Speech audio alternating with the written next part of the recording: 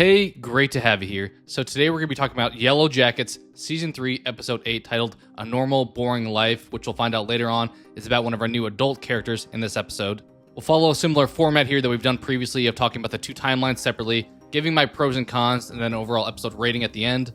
As a reminder, if you haven't yet, and if you enjoy talking about this kind of stuff, please consider subscribing to the channel. I'd really appreciate it.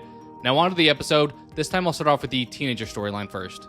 So we get kind of a fake out with the teenager storyline at first, which I'll talk about on the adult side of things. But we start off really with Misty isolated in the forest, having her glasses been lost at this point in time. She's kind of looking around. Eventually she does find them, although they're cracked.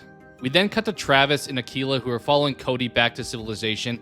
And there's kind of two different schools of thought here. We have Akila, who wants to go back to the group and get them to come with them. And Travis is like, let's get out of here on our own and we'll send help back later on. We'll just try to get out of here as soon as possible.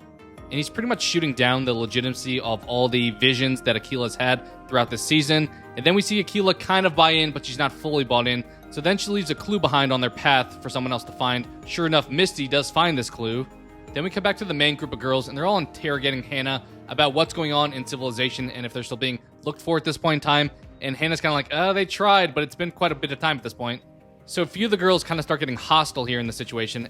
And then Misty comes back to the group and lets them know that she found a clue for Travis, Akila, and Kody. I'm not really sure how she even knew that the group was looking for them, because as far as I can tell from this episode, Misty starts off being isolated, then comes back to the group. So how did she know that the group was even looking for Travis and Akila at this point in time, or how'd she know they weren't back with the main group? Either way, we'll accept things there, and she pretty much tells the group that she knows the direction that they're headed towards. We then cut back to Travis, Akila, and Kody. Then the main group of girls suddenly surround them and say they're going back to camp. At this point in time, I'm wondering, why? They're already headed back towards civilization. Why don't you just follow them back towards civilization? Why are you going back to camp? Maybe they all weren't there, and that's why they wound up going back to camp to discuss things with the larger group. But as I was watching, I was like, why don't you guys just keep following them and just leave at this point? I wasn't sure if maybe it's because they were mad at civilization for kind of leaving them behind. Also, this is a point I'm going to talk about later on, but how did the group catch up to Travis, Akila, and Kody so quickly? With all of the things that took place, feels like they had to have gone like double speed of them to catch up to them. But they ultimately bring them back to camp, and Akila kind of covers for Travis, being like, oh, we thought this was the best idea because of, smaller group, easier decision there. So she doesn't totally rat him out as far as being the isolated thinker as far as just leaving. Then they wind up tying up Kody with Hanna back at their camp. They have some discussion around their plans to leave and what they're going to do with Kody and Hanna ultimately, and then Lottie chimes in as well, saying that she doesn't want to go back to civilization. We cut to the girls, and there's kind of some cool cinematography here. We have them all fantasizing about being back to civilization with things like Slurpees in their hands and toilet paper and a bed to sleep on. And then Ty cuts that off by confronting Van about their relationship and going back to civilization, and if they're actually able to still be together. And if people find out about what they did out there, is that going to be a problem? Which Van is the voice of reason here, saying, despite all of those concerns, just getting home and being back in civilization is worth all of that. Pretty much it outweighs all of those concerns that Ty's having. And then we get kind of a creepy scene here where we have the guy that we've seen a few episodes previously standing behind Ty kind of menacingly. It's something that she's imagining at this point in time, but we're not really sure what that entity is, but it's standing behind her, just visually representing that evil Ty is somewhat at play here. And she may ultimately not be on board with leaving the wilderness. We get a brief drama scene between Melissa and Shauna about Shauna not caring enough that Melissa got shot with that arrow. And then we get a scene of Shauna freaking out, starting to see things, so showing some cracks in the sanity of Shauna throughout this episode. Then we get some more cinematic scenes of the girls smiling and being happy about ultimately going home at this point in time. We have a scene where Akila sees her plants are dying, and then she goes over to her animals, and all the animals are dead, and she's just freaking out, not sure what's happening. Suddenly, Lottie comes over and snaps her out of it, and we realize all the animals are actually fine, and Akila's just imagining this stuff, so not really sure what's at play there with the wilderness. We then get a brief scene of Natalie back at the crashed plane site, and we get an eerie feeling here that the wilderness doesn't want them to leave.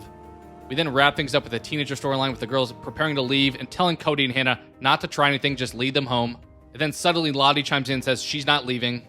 Natalie winds up saying, fine, you can stay, we're leaving. And then we have Shauna chime in saying she's not leaving as well. And then Ty chimes in saying she's not leaving.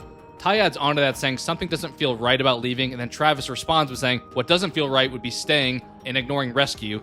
And then her last moment of that scene is Natalie saying they've lost their minds and the rest of them are leaving. And then Shauna says, no, you are not. So not sure what's going to play out with the teenager storylines. So kind of ramping things up with some division amongst the group, with some people wanting to go back home and some people saying, no, let's stay. So not sure how that's going to play out. Some of the stronger players are on the let's stay side of things. I'm sure there's going to be a battle there between the two groups, so we'll have to see what happens there. Then shifting over to the adult side of things, so here's what I mentioned at the beginning of the teenager story, is that We actually open up the adult storyline of things with Shauna imagining herself as a teenager back at this convenience store, working and checking people out. Eventually, Jackie comes up as one of the customers. They have a little bit of dialogue back and forth. There's some weird imagery with Shauna like checking out packages of meat and they turn into hands. So kind of showing once again that Shauna is becoming a little bit unhinged in this episode. Not really sure there was really a point of this scene beyond kind of representing that. Shauna eventually comes to her senses and winds up entering the home that she was stalking at the end of the prior episode with her knife in hand. When she's in the house, she winds up hearing stuff upstairs, so she winds up hiding in this closet. And then we see two women come downstairs with a little girl as well. And one of the women is Hilary Swank, so we finally get her represented here. However, Hilary Swank knows that someone's in the closet somehow, so she grabs a knife of her own and says, "Come out." At this moment, we kind of find out what I've expected all along, and that's Hilary Swank playing Melissa. Makes sense with the backwards hat, kind of looks like her as well. What I didn't expect is that Melissa's actually changed her name to, I think, Kelly at this point in time, and she's actually married to Hannah's daughter. So this is Hannah's daughter's house, but it's also Melissa's house. We cut back to the hospital where Van's still struggling, and we get the doctor telling Ty it may be best to look into hospice at this point in time. And when Misty says, "How can I help?" and Ty's like, "Let's go to the hospice wing of the hospital." And she's like a little bit unsure why she wants to go there because Ty wasn't wanting to put Van in hospice. At this point, I'm kind of thinking, okay, this is pretty obvious. Ty wants to kill somebody who's going to die anyway in order to save Van. We cut to Callie and Jeff in the lobby of the hotel, and there's kind of some side plot drama here with the business folks that Jeff and Shauna met with previously. Jeff makes some small talk with them kind of awkwardly. Then Misty winds up calling Jeff, asking if he knows where Shauna's at, and asks where Shauna was the day that Lottie died. And Jeff kind of starts to unravel here, dealing with all the stuff that Shauna's put on him and his family. We then cut back to Melissa and Shauna talking, and they're kind of having a stalemate with the knives. And we find out that Melissa didn't actually die in the wilderness, and she wound up faking her own suicide back in civilization. And Shauna's like, "Are you in love with me? Are you being really weird?" And Melissa's pretty much like, "No, I don't like you. I'm pretty scared of you, honestly." And it sounds like Hanna wanted Melissa to give the tape of Hanna talking to Hannah's daughter, but she wound up not doing so and accidentally got a little bit close to her and wound up loving Hannah's daughter. And we do get the reveal here, though, that Melissa did in fact send the tape to Shauna. There's a little bit of flaws in the character detail here, I would say. We have Melissa saying she pretty much wanted to isolate herself and not be a part of that group anymore, but she shares that she knew about Natalie dying, so it sounds like she's still somewhat informed of what's going on with the group. I guess maybe you want to say that was in the news, so it's a little bit more public. Melissa then explains to Shauna that she was just trying to move on from everything, and that's why she sent her the tape and the letter to go along with it. And Shauna's like, "What letter? There wasn't a letter included." So it sounds like Shauna's not really believing anything that Melissa says, but feels pretty logical as far as what she's saying, and Melissa feels like she's a sound thought person at this point in time. And Melissa also sounds shocked to hear about Lottie's death, so it doesn't seem like she wound up doing it. We then cut back to the hospital for a brief scene with Misty and Ty, and Ty wants to kill this person with a pillow in hospice in order to save Van. She gets really close to doing it, but winds up not doing so and just leaving with Misty instead. And then back with Shauna and Melissa, Shauna gives the line something along the lines of, "I'm not insane." It very much sounds like she's trying to convince herself of that. Melissa then chimes in saying her life is normal and boring just like she wanted it, so definite reference to the episode title there. Shauna tells Melissa that she doesn't get to have a normal life. Then there's some back and forth between the two of them about Shauna's personal life, and we have Melissa call out Shauna on Callie actually loving Shauna. Back at the hotel room, Jeff is freaking out at this point in time. Callie comes up to him and says, "I'm not really sure someone's coming after Mom at this point." They both seem to agree that Shauna's pretty messed up. Then we get a good song inclusion here with Wonderwall by Oasis playing, and Jeff says they're going to wind up going home, and that's kind of playing both in the adult and teenager side of things.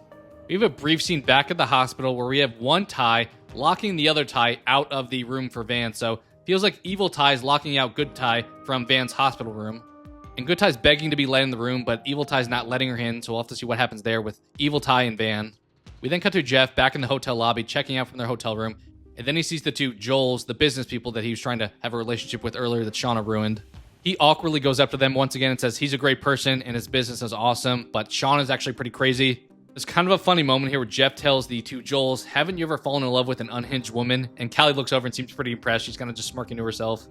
We then cut to our final scene of the adult storyline where we have Melissa talking to Shauna, calling her out for being so paranoid and giving logic to everything that's happened to her with the breaks and being locked in the freezer and having that cell phone in the bathroom.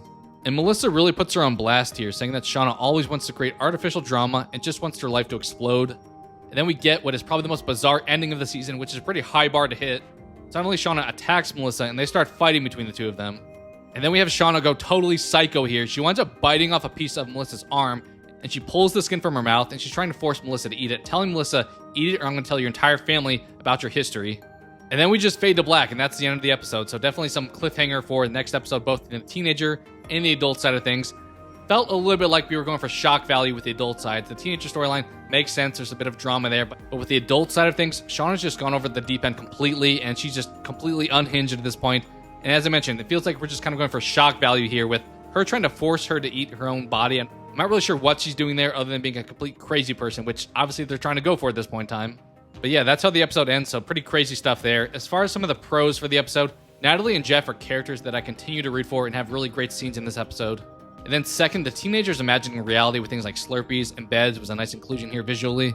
And then jumping to the con side of things, number one, even though we had some pretty big reveals in this episode, in some ways it felt a little bit fillery to me, which is pretty wild for an 8th episode. It just felt like we had some pretty long stretches of not much developing. The pacing for this episode just felt a little bit off. For example, Walter wasn't even included in the episode. I get that you don't need to have every character in every episode, but it feels like we put that story on pause with him.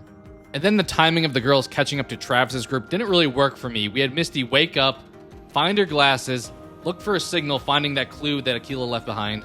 She then heads back to camp, talks to the girls, then they magically all catch up to and surround Travis's group. So it felt a little bit unrealistic as far as how much time took place there and how easily they caught up to that group, even though they should have been walking at the same pace. So it felt like, how would you catch up that quickly? But maybe a nitpick, but it just felt a little bit unrealistic that they would have found them that quickly.